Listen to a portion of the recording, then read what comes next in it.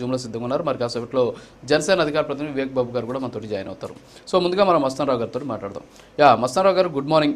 ఓవరాల్గా మనం చూస్తున్నాం, వైసీపీకి బిగ్ షాకు. రాష్ట్రంలో ఉన్నటువంటి మున్సిపాలిటీలు, కార్పొరేషన్లను ఇప్పటి వరకు కూడా కైవసం చేసుకుంటూ వస్తుంది. కడపలో ఉన్నటువంటి జడ్పీ పీఠాన్ని కూడా దక్కించుకునేందుకు పాలు కదుపుతోంది.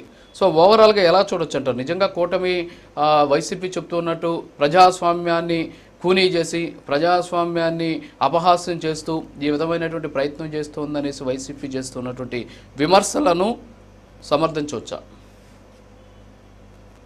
గుడ్ మార్నింగ్ అండి. ప్రైమ్ లైన్ వీక్షకులకు, ప్యానెల్లో ఉన్న పెద్దలకు, మీకు ఈ స్థానిక సంస్థలకు సంబంధించి గత కొన్ని నెలలుగా చూస్తూ ఉన్నాము. డిప్యూటీ మేయర్లకు సంబంధించిన వ్యవహారాలు కానీ, ఇప్పుడు మేయర్లకు సంబంధించి గుంటూరు, తిరుపతి, నెల్లూరు, అదేవిధంగా ఇప్పుడు విశాఖపట్నం, ఆ తర్వాత విజయవాడ, అట్లా వరుస, ఆ తర్వాత మిగతా ఇదంతా ఏంటంటే రాజకీయాలు ఏ దిశగా వెళ్తున్నాయనేందుకు ప్రత్యక్ష ఉదాహరణ. మనం 2021 మార్చి అప్పుడు, ఈ ఫిబ్రవరి మార్చిలో స్థానిక సంస్థలు ఎన్నికలు జరిగినప్పుడు మీరు ఇందాక ప్రస్తావించారు. నామినేషన్లు వేయటానికి కూడా వీల్లేని పరిస్థితుల్లో ఆ రోజు ఎన్నికలు జరిగాయని, ఆ రోజు చాలా గొడవలు జరిగాయి. మీరు అన్నట్టు చాలా మంది నామినేషన్లు తీసుకోలేదు. కలెక్టర్లు కానీ, అక్కడున్న ప్రిసైడింగ్ అధికారులు కానీ ఎన్నికల కమిషన్ ఫిర్యాదు చేశారు. అదేవిధంగా హైకోర్టుకు కూడా వెళ్ళిన పరిస్థితులు కూడా ఉన్నాయి. చూస్తే మనం ఆ రోజు ఉన్న పరిస్థితిలో చూస్తే 578 వార్డులు అండి, 578 వార్డులు ఏకగ్రీవాలయ్యాయి రాష్ట్ర వ్యాప్తంగా చూస్తే.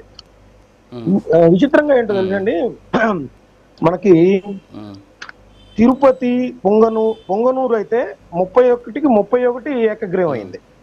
అదేవిధంగా పలమనేరు అయితే 26కి 18 అయింది.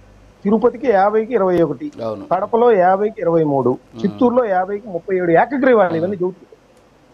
అంటే ఎన్నికలు జరగక ముందే మున్సిపల్ చైర్మన్లు, మేయర్లు కూడా ఏ పార్టీకి చెందిన వాళ్ళు డిసైడ్ అయిపోయిన పరిస్థితి.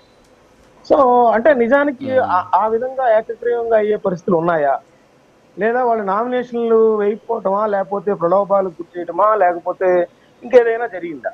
ఎందుకంటే ఏకగ్రీవాలు అంత స్థాయిలో జరగడం అనేది మనం రేరుగా చూస్తాం. ఎందుకంటే ఇండిపెండెంట్లు ఉంటారు, పార్టీలకు మిలాఖత్ అయినా కూడా ఇండిపెండెంట్ ఉంటారు, లేదంటే సిపిఎం వాళ్ళు ఉంటారు, లేదా అనేక రకాల పార్టీలు ఉంటాయి ప్రజాస్వామ్యంలో ఇప్పుడు మనకు సంబంధించి. కానీ అవన్నీ కూడా పక్కన పెట్టి వాళ్ళందరూ కూడా ఏకగ్రీవం అయ్యేలాగా చేశారంటే అప్పుడు కొంత వాళ్ళ శాంటిటీ కనిపిస్తుంది, వాళ్ళ ఆరోపణ.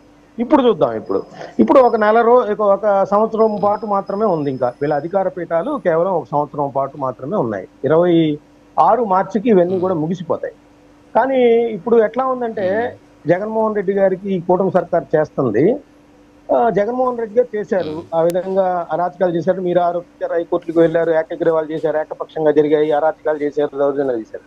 ఇప్పుడు వాళ్ళు కూడా హుందాతనంతో వివరించకుండా వాళ్ళ పీఠాలు లాగేసుకునేందుకు, అంటే వాళ్ళు ఏం చెప్తున్నారు, కార్పొరేటర్లే వస్తున్నారు, మేము చేరతామని, వాళ్ళ వార్డుల అభివృద్ధి కోసం, డివిజన్ల అభివృద్ధి కోసం, వాళ్ళ నగరాల అభివృద్ధి కోసం వస్తా ఉన్నారు అనేది వాళ్ళు చెప్తా ఉన్న పరిస్థితి మనం చూస్తా ఉన్నాం. అంతిమంగా దీన్ని చూసినట్లయితే ఏంటంటే, వచ్చే స్థానిక సంస్థల ఎన్నికల్లో వైసీపీని బలహీనపరచడానికి చేసే కార్యక్రమాలుగా ఇవన్నీ కూడా నేను చెప్తా.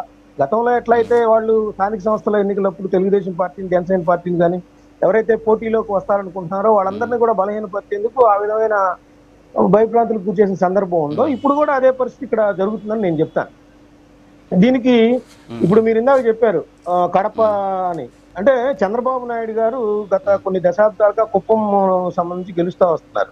సో జగన్మోహన్ రెడ్డి గారు, పెద్దిరెడ్డి గారి ద్వారా కుప్పం మున్సిపాలిటీ మీద కాన్సన్ట్రేట్ చేయటం, కుప్పం మున్సిపాలిటీ వైఎస్ఆర్సీపీ గెలుచుకుంది.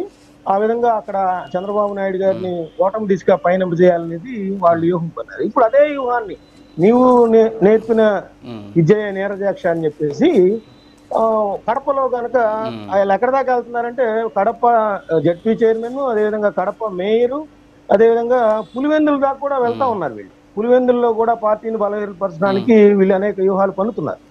అంటే ఇదంతా ఏంటంటే రాజకీయంగా కక్షపూరితంగా వెళ్తున్నట్టు, ఒకళ్ళ అధికారంలో ఉంటే ఇంకొకళ్ళు. అంటే సాధారణంగా స్థానిక సంస్థల ఎన్నికలు అనేవి అధికార పార్టీకి మొగ్గు చూపుతా ఉంటాయి.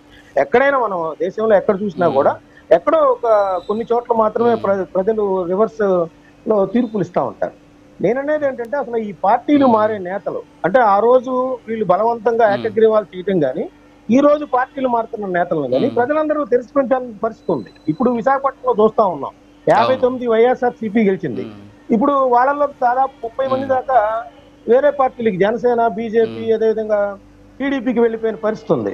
ఇంకా కొద్ది మందితో రేపు అవిశ్వాస తీర్మానం ఇచ్చారు. 15 రోజుల్లో 20 రోజుల్లో అక్కడ ఆ అవిశ్వాస తీర్మానానికి సంబంధించి కలెక్టర్ సమావేశం ఏర్పాటు చేసిన పరిస్థితుల్లో ఇప్పుడు మనం ఎప్పుడో గతంలో విన్నాం, నాదెండ్ల భాస్కర్ గారు ఎప్పుడు బెంగళూరుకి క్యాంపు ఎమ్మెల్యేలు తరలించడం, లేదా మన మహారాష్ట్రలో చూసాం, అస్సాంకి తీసుకెళ్లారు ఎమ్మెల్యేలు. ఆ విధంగా ఇక్కడ బెంగళూరుకి తరలించేసిన పరిస్థితి. అంటే నేను వైఎస్ఆర్సీపీని తప్పట్లేదు, అంటే మన రాజకీయాలు ఏ వైపు పయనిస్తున్నాయి అంటానికి ఇవన్నీ కూడా నిర్దేశనంగానే. ఇంకోటి చెప్తాను రాజు గారు, అంటే ఒకటండి మస్తాన్ గారు, వస్తాను మీ దగ్గరకి. అంటే మనం ఏమిస్తే అదే మనకు రిటర్న్ వస్తుంది అని చెప్పేసి ఒక నానుడు ఉంది కదా. సో ఇది ఇప్పుడు ఆంధ్రప్రదేశ్ రాజకీయాలకి స్పష్టంగా అతికినట్టు కనిపిస్తుంది. యా ఓకే, పసుపులేటి సురేష్ గారు గుడ్ మార్నింగ్ సార్.